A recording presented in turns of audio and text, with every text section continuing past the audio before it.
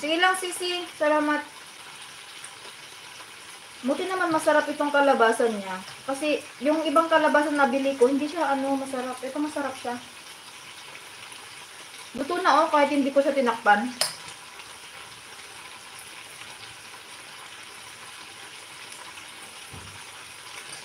Ano siya, parang yung kalabasa sa Pilipinas. Kasi pag yung kalabasang ganito, pag winter or autumn lang siya lumalabas. Pero pag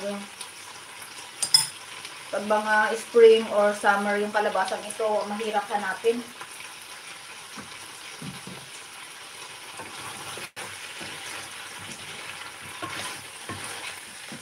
Okay na yung ano niya, yung asin.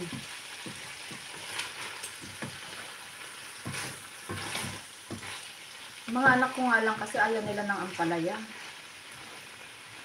Pero at least naman yung pait pumupunta sa ibang gulay, kaya ano. Sana hindi magreklamo yung aking Junakis na mapait. Ang mapait na katotohanan. Oo nga, may ganyang kalabasa, hindi maganda ang lasa. Masarap kalabasa sa Pinas. Oo nga, sis, yung kalabasa natin sa Pinas talagang ano yun. Ito naman, medyo okay naman siya. Ngayon, ito kasi yung kalabasa na nilalagay nila sa sa oven. Kasi dito hindi naman sila nagluluto ng ganito eh. I mean, pag nagluluto sila ng kalabasa, mostly yung pang porridge ba, yung puree. And then yun, kumbaga yung malaking kalabasa sa atin, hinahati nila sa kalahati, and then nilalagay nila sa oven. So gawin yung pagluto nila doon. Pagluto nila ng, dito pala, pagluto nila ng kalabasa. Ang kalabasa kasi sa kanila, more on soup, ganun. At saka pang oven lang talaga. Yung ganitong variety ng kalabasa pang oven sa kanila. Naalala ko kasi si mother-in-law noon, yung mga ganitong kalabasa pag medyo mura sa autumn. Bumibili siya and then nilalagay niya sa sa terrace, doon niya iniiwan. So pag gusto niya ng kalabasa, hinihiwa lang niya, pinapahiwa niya sa amin, and then nilalagay niya sa oven.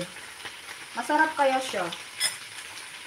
Ako naman, ang ginagawa ko is ini-steam ko siya. Hindi ko siya nilalagyan ng asin. Parang siya, parang kamote. Masarap. And then pag may sobra ako, ginagawa ko siyang pumpkin cake, gano'n. Puti yung bungang kamote, masarap pa din yung... Oo nga, sis, yung kamote sa Pinas, di ba? Masarap. Dito matubig. Okay na yung lasa niya, guys.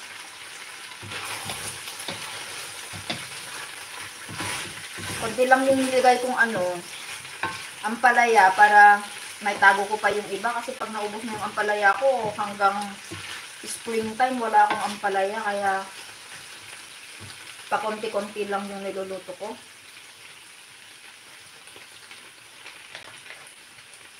Nakakamiss kayo yung mga kamote dun sa atin si Rain, yung yung ginagawa nating kamote Cuba. Na pag prinito mo, dry siya. Dito naman, basang-basa siya pag naprito. So, ginagawa ko sa kamote, ni-steam ko lang siya. Hindi naman pwedeng anuhin yun. Hindi naman pwedeng ilaga ba? Kasi nga, hindi siya masarap. So, ginagawa ko talaga ni-steam ko siya.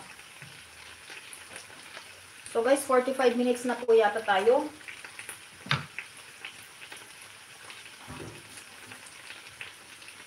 Ayan, guys. Naka 45 minutes na po tayo. Mag-shoutout na po tayo. Salamat po kay Inang Pong na naka-BG dyan. Kay Sis Rain, first honor siya. And Jander Ferreira, Daniela Ribeiro, muchísimas gracias por estar con nosotros. Kay Sis Leia, salamat. Kay Nang Yang Ming Lots, salamat din po. Mag-end na po ako, guys, ha? Kasi kakain na po yung anak ko. Naka naka 45 minutes. 46 na pala. So, maraming salamat, guys, sa pagsama sa akin sa pagluluto. Goodbye. Sis Rain.